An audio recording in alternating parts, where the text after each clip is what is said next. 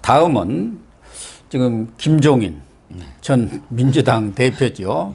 그리고 손학규 전 바른미래당 대표, 이 두 분이 저희들 입장에서는 이제 벌써 흘러간 물 아니냐 이렇게 생각하지만 예. 지금 거치 문제를 놓고 아주 고심 중이라는 그런 소식이에요. 무슨 사연인지 이 부분도 좀 알아보도록 하겠습니다. 그래서 먼저 김종인 대표는 미래통합당 합류 여부를 놓고 지금 고심을 하고 있는 것 같은데 네네. 아마 황교안 대표도 김종인 대표를 말하자면은 상임 그 선대위원장으로 모시기 위해서 삼고 처리를 했다는 얘기도 있더라고요. 뭐 3번인가를 찾아가서 만났다든가 그러는데 지금 상황은 실제로. 어떻게 돼갑니까? 이미 오래전부터 이야기는 나왔죠. 그렇죠. 이 김종인 선대위원장 설.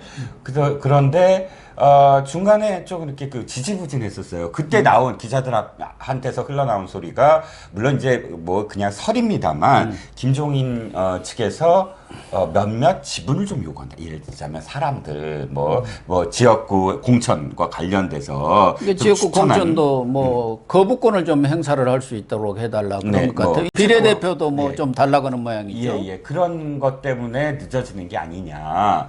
뭐 이런 이야기가 있었습니다. 그런데 또 이제 지난 주말에 완전히 매조지가 될 거다. 그러니까 지난 주말을 통해서 만나거나 아니면 뭐 어떤 과정을 통해서 김종인 선대위원장을 발표할 거다. 아직은 발표가 안 됐어요. 그러니까 사실 정치 공학적으로만 이렇게 해석이 됐을 때 왜 황교안 대표가 김종인 전 비대위원장에 집착을 하느냐. 뭐 집착이라는 표현 좀 그렇지만 그래도 이렇게 계속 끌어들이려고 뉴스화 되는 걸 보면 상당히 공을 들이는 건 맞는 것 같으니까요. 근데 첫 번째는 김형호, 변재설 뭐 이런 게 굉장히 유력하지 않습니까? 유력하죠. 왜냐하면 워낙에 이 황 대표는 이미 종로로 지금 포지셔닝 됐기 때문에 전국적인 지금 최근 들어서 전국적인 이 뭐랄까요 언론을 받을 수가 없는 상황에서 김영호 위원장을 전례 없는 사실 권한을 다 행사를 했죠. 인재 영입까지 공관위원장이 인재 영입하고 또 코로나19 사태에 또 무슨 그러니까 이 비판도 하고 비대위원장 역할도 하고 뭐 이런 속에서 일부 언론에서 막 뭐 김영호 대망설 뭐 그런 얘기까지 흘러나오고 시작하고 막 이러니까 실질적으로 뭔가 지금 왜 매기 같은 역할 뭐 이런 게 좀 필요하지 않나. 분위기도 세신하고 전체적으로 균형을 맞추는 그런 게 필요하지 않나라는 게 하나. 두 번째는 지금 실질적으로 선대위원장 땀이 없어요. 돌아보면 왜 친박, 친이 뭐 이런 논쟁들 거치고 진박 논쟁 거치고 뭐 이 사람 자르고 저 사람 자르고 하다 보니까 믿고 막 정말 이렇게 얼굴이 없다. 뭐 그런 현실적인 필요성 이런 것들 때문에 김종인 비대위원장을 내세운 게 아니냐. 세 번째는 아까 왜 두 사람 얘기했잖아요. 왜 손학규하고 김종인 어떤 사실 차이가 있냐면요. 김종인이 나선 선거는 다 이겼습니다. 결과적으로 이겼죠. 그러니까 거꾸로 얘기하면 해 뜨는 곳을 귀신처럼 선거에는 아주 뭐 귀신처럼 찾아다닌다 이런 뭐 비례대표만 5번 할 정도의 그런 역량을 인정받은 분이 감이 있는 사람이다 뭐 이런 이야기가 있는데 거꾸로 손학규 전 대표 같은 경우는 다 졌어요 거의 그리고 늘 징크스가 있고 그러니까 이 사람에 대해서는 늘 정치인이 들고 남이 중요한데 타이밍 늘 타이밍을 놓쳤다. 나갈 때 나오지 못하고 들어갈 때 들어가지 못하는 게 아니냐. 그래서 선거에 뭐 옛날에 대통합민주신당 그때 대표였는데 그렇게 다 통합해놓고 자기가 대표했는데도 사실은 또 선거에 지거든요. 그러니까 하는 선거마다 이긴 선거가 없다. 이쪽은 하는 선거마다 이긴다. 뭐 이런 그래서 영입을 한다. 뭐 이런 이야기가 있습니다. 근데 일각에서는 하나는 김종인 선대위원장을 모셔오더라도 공천권을 행사하고 또 이미 공천된 사람에 대한 거부권까지 행사하는 것은 민주적 절차는 아니지 않느냐. 민주적 절차에 의해서 지금 다 그렇게 선출이 됐고 그런데 무슨 그런 절차적인 당헌 당규가 있는데 그것도 없이 절대적 권한을 준다는 것은 이건 공당에서는 좀 바람직하지 않은 일이다는 그런 반론도 있고 또 하나는 아무리 김종인 선대위원장이 선거에 달인이다 하지만 너무 이당저당 왔다 갔고 바로 20대에는 상대당의 뭐 대표 겸 비대위원장, 선대위원장을 다 하신 분인데 그걸 총괄해서 하신 분 아닙니까? 거기다가 1940년생입니다. 그렇죠. 예, 예. 과연 지금 한국당이 아니지 지금은 통합당이 예, 입에 안 젊은 붙어요. 정당을 예. 지향하면서 그런 분을 간판으로 내놨을 때 과연 젊은 세력들이 참여를 하겠는가? 꼰대 정당, 뭐 우리 속된 말로 노땅 정당 이런 이미지를 더 강화하는 건 아니냐? 뭐 그런 반론들도 있어요. 예. 아니, 말씀하셨듯이 지금 공천관리위원회에서 공천한 결과를 되돌릴 수 있는 건 한 가지 방법밖에 없습니다. 최고위원이죠. 최고위원이 거부할 수 있고 또 한 가지가 국민 배심원. 네. 국민 배심원이라고 그래서 이 최고위에서 그 구성을 해서 그 거부권을 행사할 수 있는데 거부권을 행사하더라도 다시 공관위에다가 재심을 요구하는 예, 겁니다. 공관위에서 안 낸다고 하면 그걸로 끝입니다. 그게 이제 최고위이고요. 배심원은 또 권한이 또 세더라고요. 보니까 이걸 완전히 완전히 거부할 수 있는 권한이 배심원제에 있는데 그걸 없애버렸지 않습니까? 지난번에 김영호 공관위원장이 그거 하면은 내가 어떻게 공천을 말은 그렇게 했는데 있긴 있어요. 제도가 있긴 있는데 방법은 또 하나가 있습니다. 이걸 회피할 수 있는 방법이 발표를 아예 전날 발표를 하는 거예요. 명단에 전날 넘겨서 버리면 배심원이 구성이 안 되거든요. 그러니까 사실 유명무실한 거죠. 그런데 이것도 사실 뭐 크게 이 권한이 있거나 이거는 아니잖아요. 그러면 그때부터는 싸움이 벌어지면 완전히 개판이 되는 거죠. 그러니까 실질적으로 그런 어떤 이 제도가 있다더라도 쉽게 꺼낼 수 있는 카드는 아닙니다. 즉, 이 절차가 있는데 아까 말씀하셨듯이 김종인이라는 사람을 영입하기 위해서 새로운 어떤 옥상옥의 권한을 준다? 그러니까요. 불가능할 거예요. 그건 최고위에서도 받아들여지지 않을 거고요. 그래서 사실은 효용성이 없다라는 설이 거기서 나옵니다. 그러니까 아무 권한도 없이 얼굴 위에서 데려다 놓으면 이 사람이 실질적으로 뭘 할 수 있느냐? 정책을 내놓는가? 그러니까 이 사람의 실제로 롤이 크지 않을 것이다. 그러면 굳이 지금 말씀하셨듯이 청년 미래 세대로 지금 교체해야 된다라는 이 분위기 속에서 선대위원장만큼은 이렇게 고령의 이런 정치의 어떤 정말 달고 다른 그 모습을 다 보여줬던 사람에게 굳이 우리가 선대위원장을 줘야 되느냐라는 당내 반론도 사실 만만치 않은 건 사실입니다. 네. 그래서 이제 황교안 대표 입장에서는 자기가 종로 선거에 얽매이니까 아까 말씀하신 대로 누가 중앙에서 딱 중심을 잡고 어른으로서 역할을 할 뿐 그렇게 해서 김종인, 유승민, 황교안 이렇게 세 명의 선대위 체제로 이렇게 운영을 하려고 하는데 지금 김종인 대표도 아직까지는 그분도 어디로 갈 때 절대 그냥 맨입으로 가는 분이 아닙니다. 반드시 거기에 대한 상응한 뭔가 보상을 요구하는 그런 스타일인데다가 4년 전에 왜 문재인 대표하고 싸워갖고 받아냈잖아요. 예. 자기 원하는 걸. 근데 어쨌든 지금 김종인 대표하고도 황교안 대표는 상고 처리를 하고 있지만 그런 부분이 해결이 안 되고 유승민 전 세보수당 대표도 지금 가타부타 말이 없는 것 같아요. 뭘 계산하고 있습니까? 자기 계파 지금 많이 공천으로 집어넣었잖아요. 그래서 김영호 공관위원장이 황교안계는 저조하고 공천에서 유승민계 또 안철수계 이런 쪽에 지금 공천을 많이 주었다.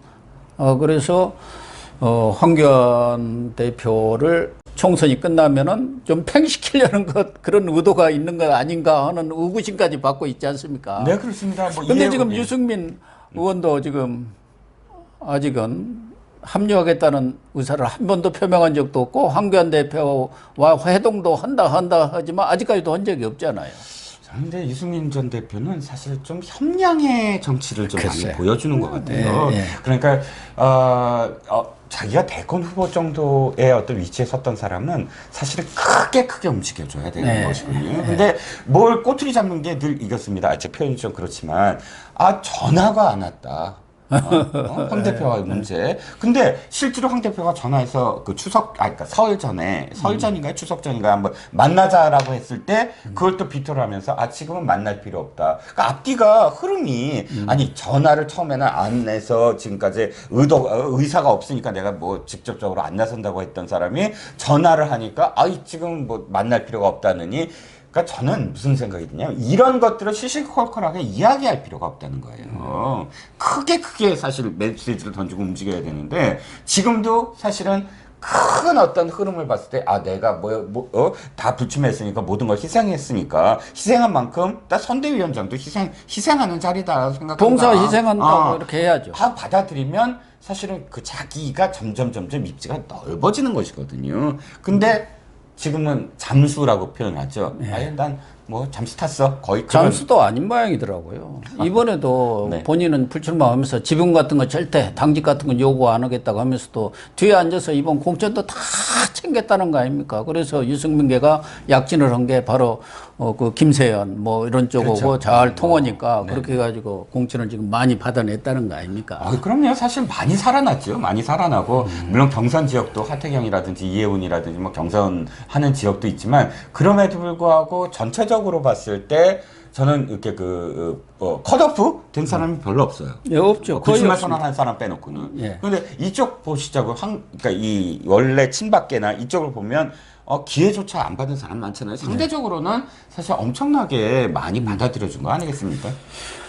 그 다음에는 이제 손학규 이 바른미래당 전 대표신데 정말 바른미래당에서도 끝까지 버텨가지고 안철수, 유승민 창업주들을 다 몰아냈어요. 어떻게 보면은 그래서 지금은 이제 다 털고 민생당이 발족하면서 그 평당원 입장인데 종로 출마를 고심한다 그런 얘기가 있어요.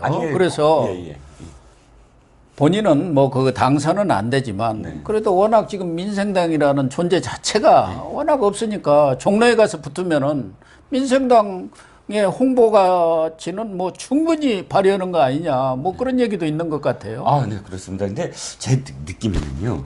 본인이 나서서 지금 막 나가겠다라고 하시는 게 아니라 좀 등 떠미는 느낌이 좀 있어요. 그러니까 물론 고민을 하고 계시긴 하지만 그럼에도 불구하고 지금 연배도 그렇고 그러니까 본인은 비례 생각이 더 많았던 그럼요. 거예요. 근데 본인은 안전하게. 정치 복귀에 대한 욕망은 아주 강합니다. 예. 근데 그럼에도 불구하고 지금 연배도 있는데 종로 선거 사실 가능성은 없는데 희생하는 거잖아요. 근데 원래 황교안과 그다음에 이제 이낙연 어느 표를 뭐 잠식할까 뭐 이렇게 계산이 지금 나오곤 있지만 그럼에도 불구하고 또다시 어쨌든 결과적으로는 또다시 진입도 안 되고 그걸 나중에 또 인정을 얼마큼 또 받아낼 수 있느냐 지금 이 희생에 대해서 이런 걸 견주어 보면 쉽지 않은 결정이거든요. 거기다가 이낙연 지금 민주당 후보가 본인이 대표할 때 민주당 그 사무총장하고 그래서 이낙연이가 늘 손학규계라고 하고 그랬지 않습니까? 그렇죠. 예. 처음에 정치 대변인 할 때도 했었고 그래서 손학규계라고 얘기가 많이 됐었거든. 그러니까 결국은 이낙연 후보한테 타격을 줄 수밖에 없는 그런 상황 아니겠습니까? 어쨌든 여권으로 속한 사람 아니에요. 손학규는. 그러니까 양쪽으로 그런 봤을 것들도 때 인간적으로 좀 고민인 것 같아요. 그렇죠. 개인적으로는. 양쪽으로 다 관련이 있죠. 이쪽은 경기고등학교 후배, 네. 황교안 그렇죠. 경기고등학교 선후배인데 자기가 한참 정치적으로도 그렇고 후배잖아요. 한참 후배죠. 또 이쪽은 말씀하셨듯이 당 대표였을 때 까마득한 또 후배고 뭐 사무총장하고 대변인하고 그런데 자기가 나서서 누구한테 더 유리하게 해줄까 이런 역할을 자기가 해야 되나? 전 고민 좀 되는 지점이 아닐까 싶습니다. 그래서 당내에서도 아까 말씀하신 대로 손학규 대표를 자꾸 이 종로로 나가라고 정동영, 박지원 그 자기 동네에서 그렇게 오래 했으면은 좀 서울로도 가. 막 그런 모양이에요. 거기도 더 젊은 또 정치인들이 있잖아요. 네. 지역에서 좀 후배들한테 물려주고 제발 좀 떠나라. 그래야 손학규 대표를 그런 용으로도 이렇게 활용하려고 민생당의 젊은 의원들은 그러는 모양이에요. 중진들 좀 그만두게도록 유도하는 방향으로. 한국당도 사실은 그런 좀 그러니까 그래서 서울로 많이 이렇게 옮긴 서울에 그 험지로 옮긴 그런 중진 의원들이 있죠. 아무튼 손학규 전 대표로 생각을 하면 좀 짠한 마음이 늘 있긴 있는데 최근에 보여준 어떤 행보, 정치 행보를 또 이렇게 비추어 봤을 때 과연 그런 최근에 보여준 행보가 종로에서 얼만큼 정말 새로 생긴 정당에 얼만큼 종로에서 진짜 선전을 할지. 홍보 효과가 조금 있을지는 모르지만 자신의 정치 마무리를 어떻게 보면 아주 비참하게 이렇게 끝날 가능성도 크지요. 예. 그래서 제가 볼 때는 아마 그쪽 지역 출마보다는 민생당이라든가 또 뭐 연합정당에 참여를 하게 되면은 그런데 뭐 비례대표로 진출하려고 더 노력하지 않을까 하는 생각도 합니다. 네, 그게 현실이고 사실 손학규 전 대표가 할 수 있는 정치 현실 속에서의 최선의 카드가 아니겠느냐. 종로는 그냥 사실 다른 당에서 아까 그 당 내에서 이렇게 미는 그런 움직임이 아니겠느냐 싶습니다. 어쨌든 김종인, 손학규 두 대표의 향후 거취 정말 궁금하지 않을 수 없습니다. 네. 마지막으로 지금 코로나19 사태와 관련해서 어떻게 보면 코로나 정국인데 이 과정에서 여권 내 대권 주자군이죠. 김경수, 이재명, 박원순 이런 분들이 나름대로 존재감을 과시하기 위해서 지금 좀 과다할 정도의 언행을 보이고 있는 것 아닌가 하는 생각을 하거든요. 사실은 이런 일이 있기 전에 지금 최근에는 그 재난기본소득 이 지금 문제로 뭐 서로 안을 내놓고 있지만 그 이전에도 이재명, 박원순 간에는 치열한 튀는 뭐 그런 행동들을 보였잖아요. 그렇죠. 신천지와 관련해서 직접 자신이 가갖고 그 현장에서 그 이 행정명령을 집행하는 것을 지휘하고 하는 모습들 일부 효과는 또 있었던 것 같아요. 그 보면 이재명에는 지지율이 팍 급상승했잖아요. 그런데 제가 비판 하나만 하면 바로 이재명이나 박원순이라는 사람이 정치 활동에서 고작해야 적이 있을 때만 지지율이 오르는. 그러니까 뭔가 하나의 어떤 적이 있어서 그 적을 때려잡을 때만 사실 그 빛을 발하는 그런 정치인이라면 실제로 이게 대권이 됐을 때 또다시 우리는 뭐 검찰이 적이니 아니면 뭐가 적폐니 이런 상황을 또다시 봐야 되거든요. 평온할 때 사실은 지지율이 오르는 그런 모습을 보여야 된다는 근데 거예요. 과거에도 자기 그 선거사범 수사와 관련해서 선거법 위반, 검찰, 경찰을 막 비난할 때 또 지지율이 올랐어요. 네네. 정권에 대해서 막 뭐 이렇게 비판을 할 때 또 이재명 또 지지 세력도 만만치 않거든요. 결집해가지고 손가락 그때도 뭐라고 하나요? 게릴라라고 하나요? 어찌됐든 그게 되게 씁쓸하고요. 그리고 실제로 이 사람들이 경쟁을 벌이고 있는 기본소득 이제 두 사람이 경쟁을 벌이니까 갑자기 또 김경수까지 이제 뭐 나서서 그 난리를 칩니다. 김경수가 먼저 이제 치고 나왔죠. 그 다음에 이제 이재명도 지지를 하고 박원순이 뒤늦게 약간 성격이 다르지만 김원석과 성격이 다르지만 숟가락 얹었습니다. 근데 이걸 지켜보면서 이게 정말 위험한 발상들이 뭐냐면 이겁니다. 실질적으로 국민들이 지금 거기에 호응할 상황이냐는 거예요. 기본소득이라는 건 이겁니다. 지금 경제가 완전히 정말 침체되고 내수가 꽁꽁 얼어붙었잖아요. 그러니까 기본소득을 보전을 해서 이것을 쓰게 함으로써 내수를 살리는 그런 이 목표가 있는 것 같습니다. 근데 솔직히 교수님 지금 자가격리돼 있고 또 언제 코로나가 지금 어떻게 될지 모르는 상황이기 때문에 100만 원씩 주면 그래 시장 나가서 당장 쓸 수 있을까요? 못 쓰죠. 그러니까 지금 무엇이 급하냐는 거예요. 무엇이. 그러니까 그게 진짜 중요하더라도 지금 코로나19 종식될 때까지는 사람들은 캠페인 벌이잖아요. 자가격리하자고 스스로. 이런 상황 속에서 100만 원을 줘서 무슨 어떤 효과가 있을 것이며 그리고요. 이번 추경 11조가 넘는 추경 속에 온갖 게 다 들어가 있어요. 맞아요. 보면 뭐냐면 아동수당 있잖아요. 아동수당을 지금 받는 대상 몇백만한테 아까 한 달에 10만 원씩 그 예. 상품권을 주는 거예요. 예, 4개월 동안 준다고 하지만 그 돈만 해도 1조 몇천만 원이 넘습니다. 그러니까 문제가 뭐냐면 이분들 중에 사실 필요로 하시는 분들도 물론 계시겠죠. 하지만 이분들이 지금 직접적인 피해를 받은 사람들이 아니잖아요. 그러니까 이런 식으로 해서 무슨 생활수급 대상자에게 4개월 동안 얼마를 준다 이미 몇 조 원씩 들어가고 있어요. 그렇죠. 예. 예. 그런데 여기에 전체적으로 100만 원씩 준다? 일만 생기면 다 그렇게 하겠다는 거잖아요.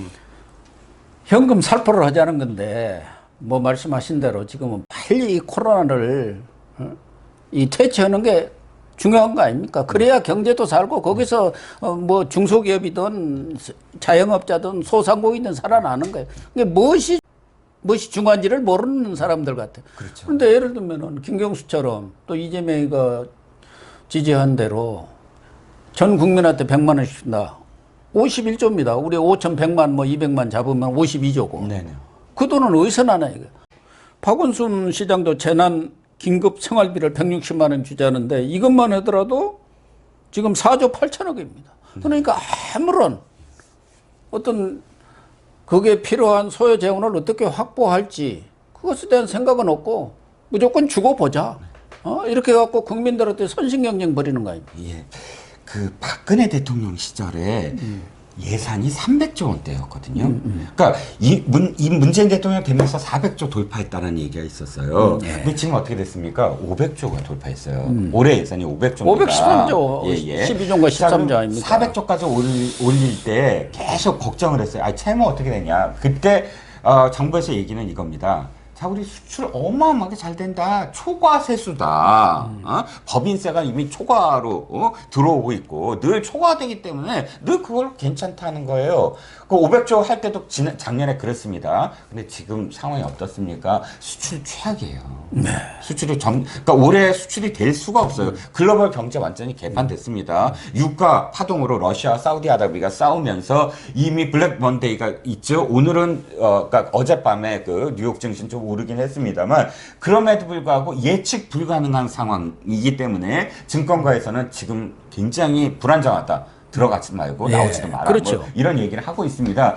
예측 불가능한 게 가장 위험한 것이거든요. 그럼 수출 안 되지, 내수 안 되지. 이번에 세수 사실 굉장히 위험한 거 정부가 이미 이야기하고 있어요. 걱정하고 있어요. 그런데 여기에 51조를 추가적으로 또다시 예산을 집행하겠다라고 한다면 국가 재정은 누가 지금 보고 파탄 상태로 가자는 거. 예. 빚내서 돈 풀자는 거 아닙니까? 뿌리자는 거 아니에요. 예, 이미 국가 이 재정과 채무 상태가 그러니까 근 몇 년간 가장 최악의 상황이 될 것이다라는 그 적신호를 계속 지금 언론들 경제지들이 지금 보내고 있거든요. 그 분석하는 어떤 내용들도 아주 차곡차곡 쌓아지고 있는 상황입니다. 그런데 여기에 또다시 국가 채무를 위험에 빠뜨릴 수 있는 자그마치 51조라면 전체 예산의 10%예요, 지금. 그렇죠. 10%를 추가로 지금 투입하겠다. 이 국채를 발행하든 뭘 하든 이런 방법을 이야기하고 있는 것인데 이런 퍼플리스트들, 그러니까 지방자치단체 장들이 서로 경쟁을 벌이면서 퍼플리즘을 뭐 이렇게 모습을 보이는 것 정말 더군다나 재난 사태를 이용을 해서 너무너무 정말 이게 지금 위험한 행동들이고요. 오죽했으면 중앙정부가 좀 자제해달라는 표현은 안 했지만 이미 그 내용들은 우리가 예산에 반영을 했다. 반영이 돼 있다.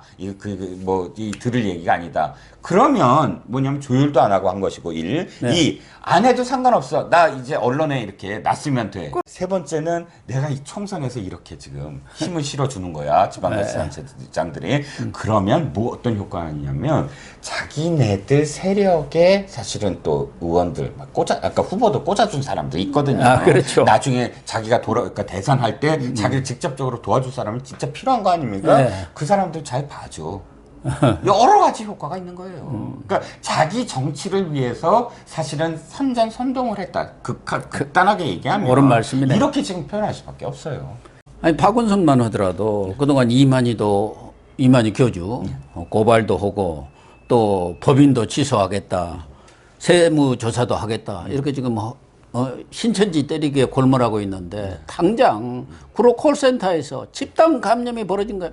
시작이 해야 할 일은 그런 방역에 총력을 기울이고 거기에 모든 신경을 집중해야 하는데 똑같다 지금 단체장 간에 여권 대권 후보들 간에 그런 경쟁에만 자기 존재감 나타내는 것만 지금 하려고 하는 거 아니에요. 그게 딱 다시 그 안을 들여다보면 이겁니다. 지금 아직 자기네 이 후보들, 자기를 도와줄 후보들의 경선 지역이 아직도 있어요. 그 경선에서 투표할 사람들은 권리당원들이에요.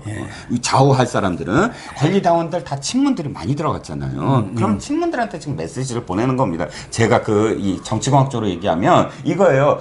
지금 친문들이 생각하는 대로 가고 있어. 나는 신천지가 이 적이거든. 이 정부가 지금 문제가 있는 게 아니라 신천지가 문제가 있는 것으로 이렇게 내가 앞장서서 하고 있으니까 제발 우리 후보들 좀 경선에서 봐줘. 극단적으로 제가 좀 얘기하고 있습니다만 하도 지자체장들의 행태가 이 정치하는 모습으로 비춰지니까 그렇게 해석이 될 수 있는 여지가 있다는 겁니다. 네, 시청자 여러분, 여권 지자체장들이 정말 방역에는 한눈을 팔면서 자기 홍보에만 또 대권에만 그러니까 연불보다는 잿밥에만 더 관심 있는 이런 행태를 보이는 거 정말 한심하고 안타깝기 짝이 없습니다. 우리 시청자 여러분들이 현명하게 판단해 주시기를 부탁드리면서 오늘 방송 마치도록 하겠습니다. 시청해 주셔서 감사합니다.